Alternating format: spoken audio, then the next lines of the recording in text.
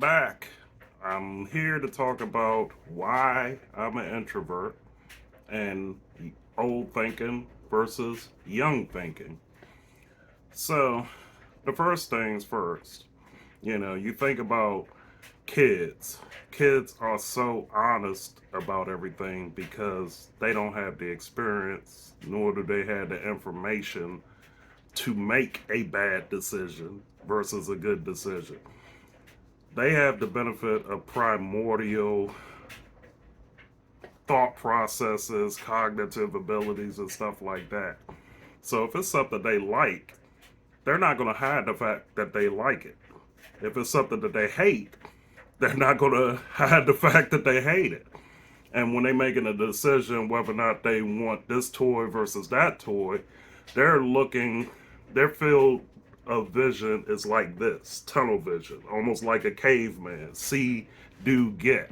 They're not thinking about, well, if I get this toy, it's going to be more valuable to me 50 years from now than this toy that I like all of the bells and whistles on. They're only looking at that tunnel vision. We tend to start losing some of that tunnel vision as we get older when we start realizing there's consequences to our choices. So as a kid, the kid is not thinking about consequences 10, 15 years from that point they make a decision on something because their field of vision is within that realm that they're making that decision on. They're not thinking about the impact of everything else that goes on around them. That's why when we look at, you know, younger folks, we're like, why are they making this stupid choice? And they're ruining their lives and so forth because they don't have that consequence benefit. They don't have that ability to process decisions based off of information experience because they don't have any. So they develop a sense of consequence probably just after the toddler years, because a lot of their stuff is based off of, okay, I ate this made me sick. I'm not going to eat that again. I don't like it. The room went dark. I tripped over a toy. I got hurt. I got scared. I don't want to do anything in the dark anymore. Somebody picked me up and thought, the kid was Superman or Wonder Woman and flying them through the air. They accidentally dropped them. They got hurt. Now they're afraid of heights. Whatever the case may be. Everything is in a small view for a kid. So when they're 8 years old and they realize if I ate that cookie and my mom or dad or guardian is angry with me, then I know I can't eat that cookie without getting permission from them, or they start picking up the fact that if they lied about not having that cookie, they won't get discipline, whatever that discipline is. And it's like they start developing a thought process. Okay, I want this, but somebody's going to get mad at me if I do this. So they start developing something. So in the pre-teens, they're with their peer group. And that peer group, some kids know more things than others. Some kids are more informed in other ways than others. You start playing to the crowd and you start developing the fact of, okay, do I want to be part of this crowd or do I want to be away from this crowd? And some kids are strong minded in their own ways. Some of them want all of the attention, some don't want any of the attention. So they'll either go further into the group and start doing what other ones are doing, whether or not is being part of a chess club, whether it's being part of sports, whether they're going to hang out, whether or not they start, doing other activities, and they make their decisions based off of whatever their peers are, and sometimes family members, because if they start getting a sense like what my parent told me was wrong, what my guardian told me was wrong, or what my teacher told me was wrong. I see other kids doing this and there's no problem. Maybe that's when the rebellion of that kid starts coming into focus, because it's like they see in some cases they're being lied to, but then they wonder why. It's like, well, if they're doing it, why can't I do this? So, and plus it can go the other way where it's like, well, I got a better situation than some of these kids, and why am I following them? They may need to follow me, or I need to be by myself.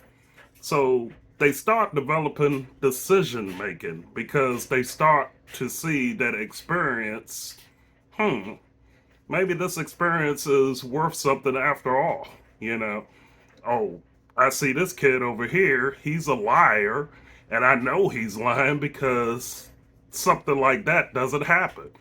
Then I see this other kid is actually telling the truth because everything he or she said actually makes a hell of a lot of sense, and I see that happen. So we get to a point in our preteens and in our teenage years where we start seeing that stuff doesn't add up or stuff does add up, because we have the benefit of not our field of view is starting to open up a lot more, and we start putting consequence to actions, and we now are developing a database in our minds of, okay, we see these decisions being made and we're seeing the results of these decisions, and it either makes a lot of sense or doesn't make any sense at all. So kids and preteens, they only understand black and white, yes or no. you know there's no indifference that comes to it, because everything to them is like, okay, it works or it doesn't. you know they don't understand the part of indifference where it's like, I don't care what they do. you know they don't understand what I don't care means. So as kids develop, they don't have that emotional attachment to decisions like adults do.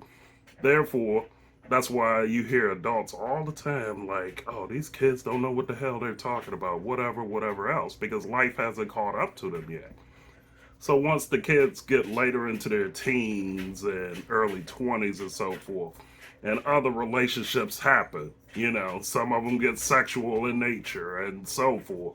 It's like they are more honest about the person that they want versus somebody that's in their 30s and 40s that experienced life a little bit and had a lot of consequences happen to them, where it's like, well, yeah, she's fine, but I already know she's going to have a lot of problems and a lot of issues. So it's like, I'm going to turn that down. And then you got some other folks that be like, yeah, she's fine, but I'm never going to get anybody else like her. So I'm going to put up with her nonsense just so I could get in, so to speak. And women do the same thing with guys too, and so forth, when it comes to relationships or status level, whatever. And then obviously there's genuine love involved. So with children to teenagers and so forth, it's like they are more honest in their assessments because they don't have all of the background noise as adults would have. You have consequences. Okay, you take this from the wrong people, now the police might get involved and you might get your ass locked up and so forth and so on. You start thinking too much about outside influences and how you're making your decisions based off of the influence versus what you actually want. So when you go out and take a job, you're looking at the bottom line number. Oh, I'm making $150,000 a year. There's consequences to me not, you know, doing this or saying that, so I won't cost myself the chance of the job or keeping that job at $150,000 a year. I hate this place. I hate the people that I work around. I don't like what I do, but I gotta get up, fight it, put that smile on my face, and do what I gotta do. Plus, I have benefits, so forth and so on. A kid, coming out of college or just before they, finish college, may take a job if they even go to college. I mean, there's other jobs that you can make six figures without going to school for. I mean, transportation field, working at an electric lineman, um, blue collar jobs like mechanics and so forth and so on, where you can make six figures plus and you don't, have to go to college for it. But that's a whole nother issue for a whole nother day. But the kid is looking more of, I want to do this. I'm not thinking about the money because I never had to worry about the money before. So I'm choosing a profession that I want to do. You know, they don't have that sense of responsibility, especially if they don't have kids early and stuff like that. So their thinking is getting wider, but they understand consequences, but they're still in that primordial mode of, I want to do X, and this is what I want, this is what I need.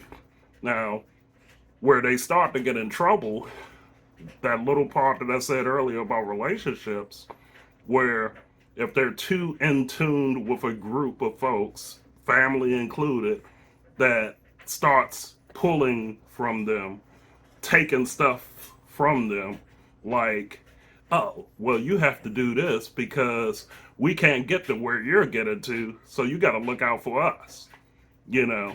And then it's like, you're thinking to yourself, well, you put yourself in that situation.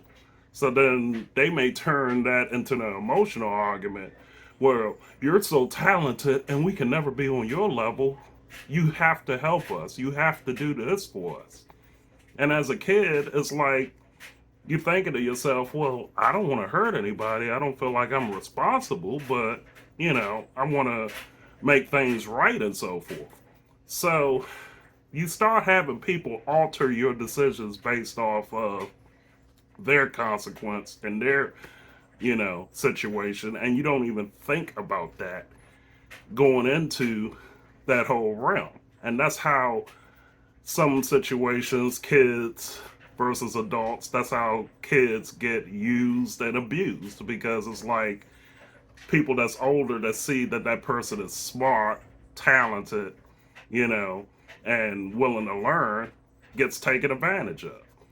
So, all that being said, it's like there's a fine line as a kid learning versus consequence versus experience. And I'm not saying that, just as in terms of abuse and stuff like that. I'm saying it as in terms of overall life development. When it comes to life, you don't necessarily change, you grow. You understand certain elements in your life where it's like there's consequences to be had if you make this decision.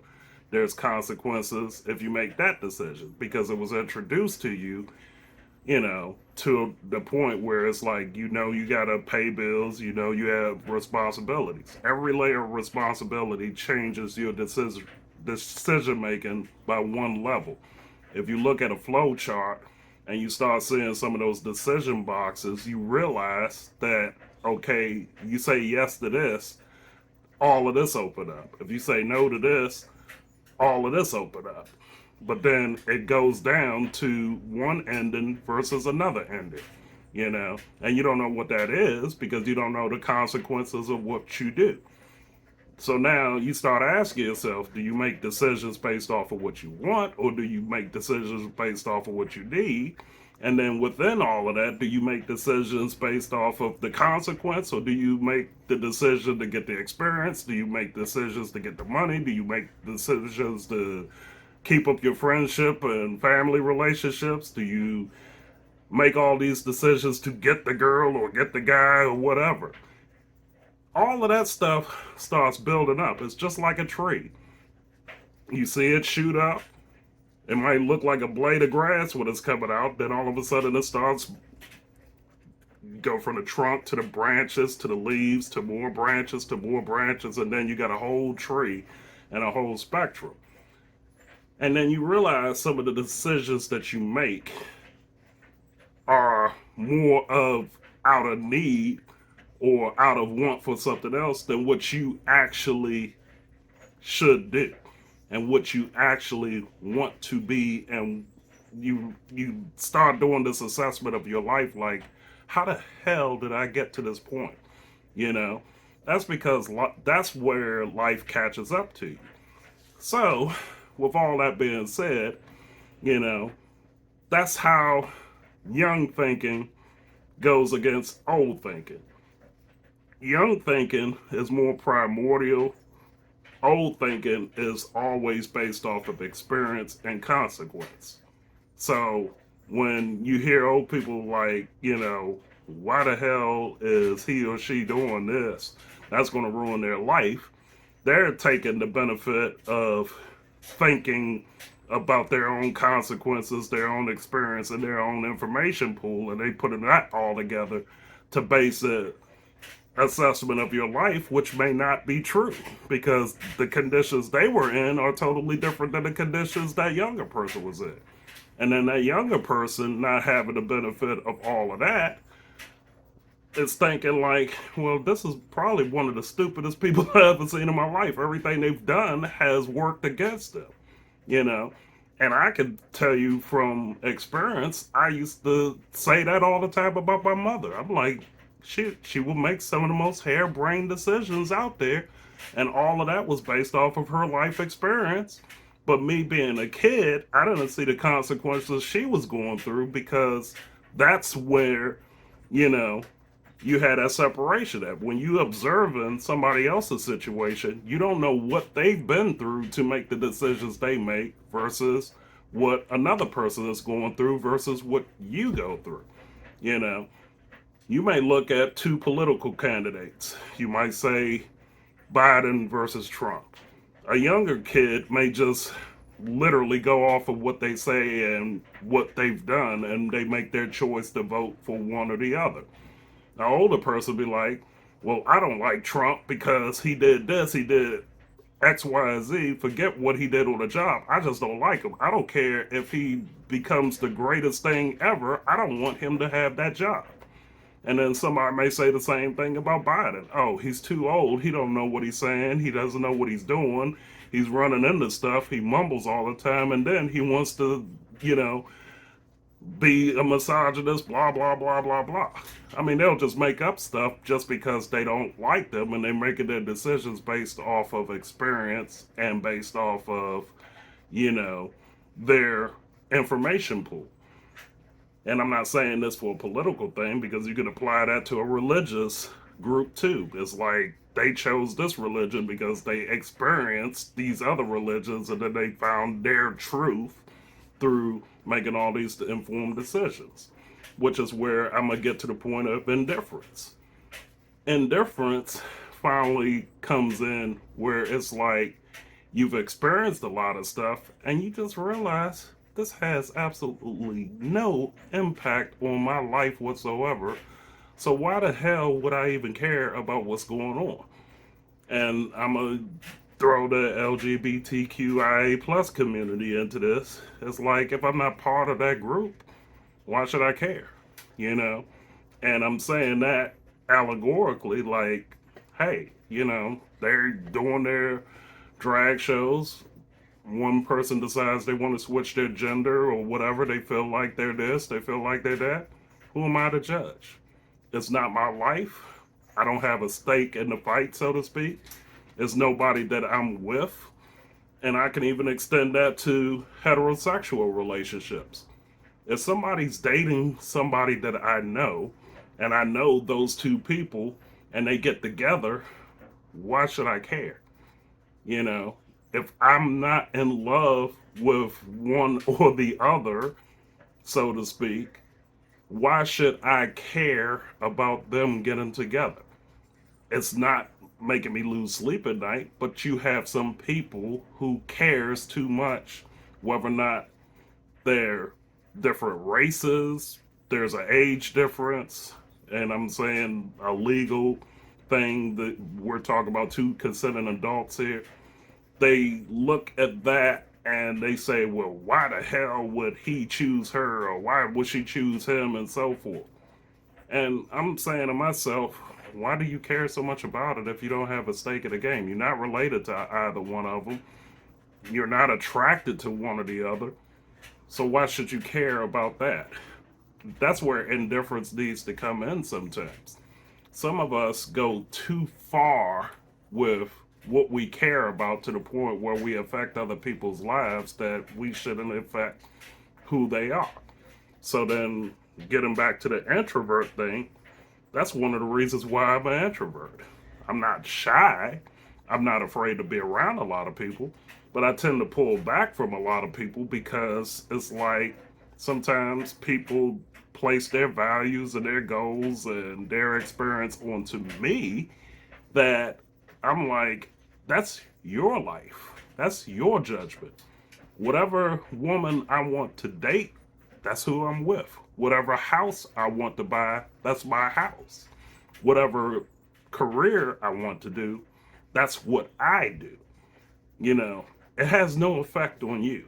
You may not like what I say, you may not like what I do, but you're giving me rent space into your head because you want to control what I do. And I see that with a lot of people, not just with me, but with a lot of people in their lives. It's like they give out rent space in their head to people that some of them have no idea that they live there in that person's mind like they do.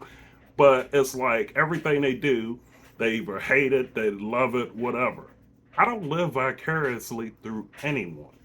I may watch what people do, but I don't have rent space in their head. I'm like, hey, that's their life. They're doing whatever they do. I may have an opinion on it, but I don't have a hard, you know, spot where it's like I feel like I have to tell this person what they're doing wrong. Now, if I see something bad could happen and so forth, or they could do it a better way, I might give it unsolicited advice every so often. But if they come to me asking for advice, I'm going to tell them the best thing based off of my experiences and based off of my information pool that would help them out. But other than that, I'm not going to sit over there and judge and try to go at somebody because of. And that's why I'm an introvert, because I try to stay out of people's affairs. I don't care where the crowd is going, because if everybody's telling me they're going to South Beach, I'm going to Marco Island because ain't nobody going there. And I'm just saying that for an example. If you're going to go to Daytona, I'm going to Bradenton.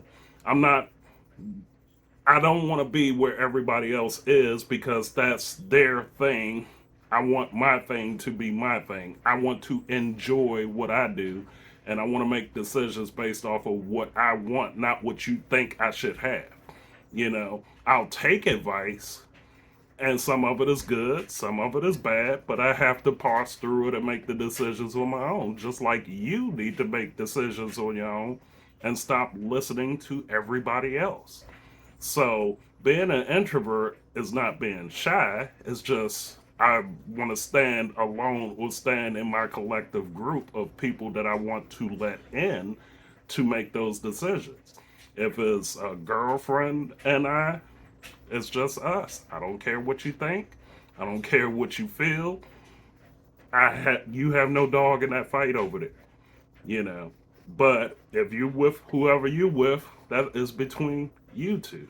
However you live your life, that's how you should live your life. You should not worry about what everybody else does, you know.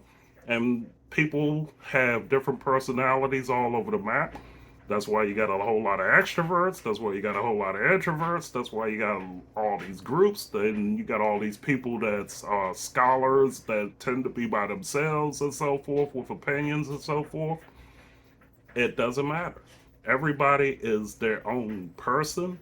You should make your decisions based off of that. If you feel like you need help, reach out. And if you feel like you don't need help, don't reach out. But if you leave people alone sometimes, it's amazing how much more people will gravitate towards you when you don't judge, when you don't put people in categories and boxes and so forth that they don't belong. Because It's just amazing how the spoken word can change everything. And that's why I think with kids, they are more natural to what that person actually is they interact with than an older person who starts calculating all this stuff in their mind about how they should deal with this person. And hey, literally half of the time or most of the time they get it wrong anyway. So that tells you a lot. And it's not perfect on the other side either, because people's heart condition can change for whatever reason, because the more comfortable you get, the more your real personality comes out anyway. So, anyway, that'll be the end of this one. And until next time, I'll see you later.